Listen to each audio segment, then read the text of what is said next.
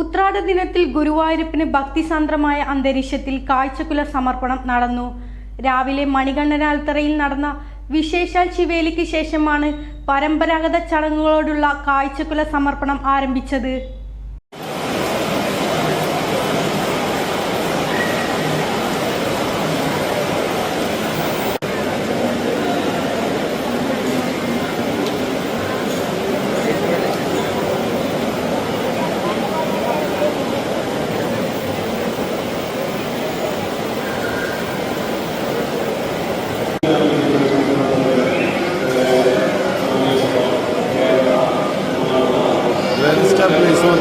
ക്ഷേത്ര ഊരാളൻ മല്ലിശ്ശേരി പരമേശ്വരൻ നമ്പൂതിരിപ്പാട് ആദ്യം കാഴ്ചക്കുല സമർപ്പിച്ചു. തുടർന്ന് ദേവസ്വം മന്ത്രി K Muraleedharan, Devaswom chairman AV Gopinath, ജില്ലാ കളക്ടർ ശിഖ സുരേന്ദ്രൻ IAS എന്നിവരും ദേവസ്വം അധികൃതരും ഭഗവാന് നേന്ത്രക്കുലകൾ സമർപ്പിച്ചു.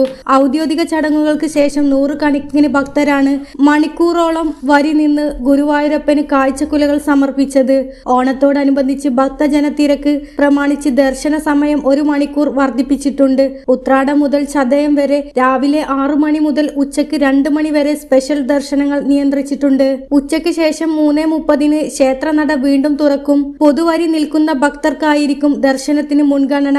ഭഗവാന് സമർപ്പിച്ച കാഴ്ചക്കുലകളിൽ ഒരു ഭാഗം തിരുവോണ ദിനത്തിലെ വിശേഷ വിഭവമായ പഴപ്രഥമൻ തയ്യാറാക്കാൻ ഉപയോഗിക്കും. ഒരു ഭാഗം ദേവസ്വത്തിലെ ആനകൾക്ക് നൽകുകയും ചെയ്യും. ക്ഷേത്രാവശ്യങ്ങൾക്ക് ശേഷം ശേഷിക്കുന്നവ ഭക്തർക്ക് ലേലം ചെയ്ത് നൽകും. News desk news 99.